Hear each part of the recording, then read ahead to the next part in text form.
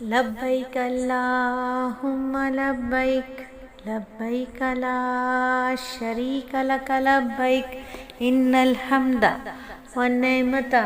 لک والملک لا شریک لک۔ حجاج اکرام پہنچ چکے ہیں اور ماشاءاللہ سے حج خوب تلبیہ پڑھا جا رہا ہے حرم کی سرزمین پر۔ کچھ یادیں ہمارے حج کی، چلیے تھوڑا سا آگے بڑھتے ہیں۔ اب ساس جو ہیں وہ بیمار ہیں، بے تحاشا بیمار تھیں اس وقت، اور شفا کے CCU وارڈ میں وہ ایڈمٹ تھیں۔ وہ ضد پر آ گئیں کہ بھائی ان خاتون تو جا نہیں رہی ہیں، وہ اب آپ مجھے لے چلو۔ اب نند ہمیں کہیں کہ ان کو لے جاؤ، جٹھانی کہیں کہ ان کو لے جاؤ، اور میں یہ سوچوں کہ اللہ جی میرا تو خود شوہر اتنا ہائی شوگر کا پیشنٹ ہے، اور میں ان خاتون کو جو خود بیمار پڑی میں ان کو لے جاؤں، کیسے لے جاؤں؟ میں کہوں جی آپ مجھے کسی مفتی سے فتویٰ لے دیں کہ اتنی بیماری میں کسی عورت کو لے جا سکتے ہیں تو میں بھی ان کو لے جاؤں گی، ورنہ میرے لیے تو بہت مشکل ہے دو پیشنٹس کو لے کے جانا۔ لیکن در حقیقت یہ میری اپنی رائے ہے نا،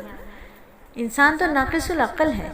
میں سمجھ رہی ہوں کہ میں ان کو لے جا رہی ہوں یا میں ان کو نہیں لے جا سکتی، در حقیقت فیصلے اوپر سے ہو چکے ہیں۔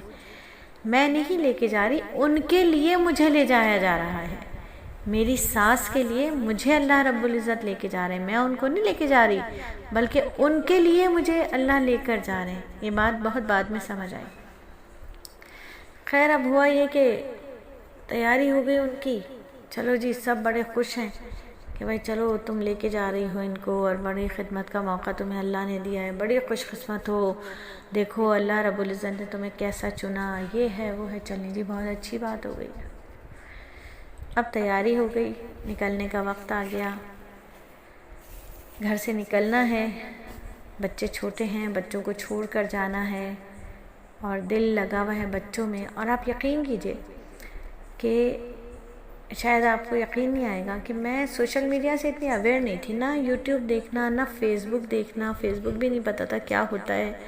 واٹس ایپ چلانا نہیں آتا تھا صحیح طریقے سے، نیا واٹس ایپ آیا تھا اس زمانے میں، انسٹاگرام تو تھا ہی نہیں، فیس بک تو پتہ ہی نہیں تھا کیسے چلتا ہے، یوٹیوب بھی نہیں پتہ تھا کیسے چلتا ہے، اور ٹی وی تھا نہیں ہمارے گھر میں جو ہمیں کچھ پتہ ہوتا، بہت ہی معصوم ہوا کرتے تھے شاید حد سے زیادہ۔ تو کیونکہ دادا اور چچا جو تھے وہ ماشاءاللہ زمانوں سالوں اللہ رب العزت نے انہیں سرزمین عرب پر رکھا، اور ہر سال وہ حج کیا کرتے تھے، اور ہر سال کی تصویریں ہم نے دیکھی تھی، تو وہ بڑا رش ہے جی، اور چچا بتاتے جی جہاں وہ نیچے کوئی گر گیا تو واپس نہیں اٹھ سکتا، کچلا جاتا ہے، اور اتنا رش ہوتا ہے، اور یہ ہوتا ہے اور وہ ہوتا ہے۔ تو بس ہمیں تو یہ لگتا تھا ہم حج کرنے جائیں گے تو مر جائیں گے، واپس نہیں آئیں گے، اتنا رش ہوگا ہم تو کہیں مر آ جائیں گے۔ اب یہ سوچ کر جو ہے وہ وصیت بھی لکھ لی وصیت بھی لکھ لی کہ ہم اگر مر جائیں تو ہمارے بعد ہمارے بچوں کے ساتھ کیا کیا جائے، ہم نے کہاں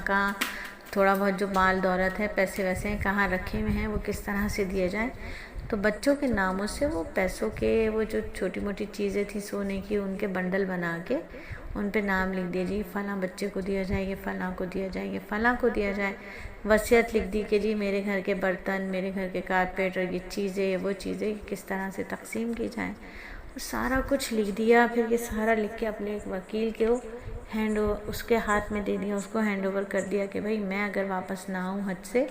تو میرا یہ مال اسباب جو ہے وہ اس طرح میرے بچوں کو دے دیجیے گا، اور میرے بچے چونکہ ابھی چھوٹے ہیں ان کا آپ نے دھیان رکھنا ہے۔ چلو جی یہ تو یہاں تک کی تو کہانی ہو گئی۔ اب گھر سے نکلے، گھر سے نکل کے کیا کرنا ہے، حج قران ہے ہمارا تھا حج قران، یعنی جس دن ہم نے تیاری کر لی ہے نا، نکلنے کی تیاری کی ہے، اسی دن سے ہمیں حج کی پابندیاں شروع ہو گئیں، کیونکہ ہمارا تھا حج قران۔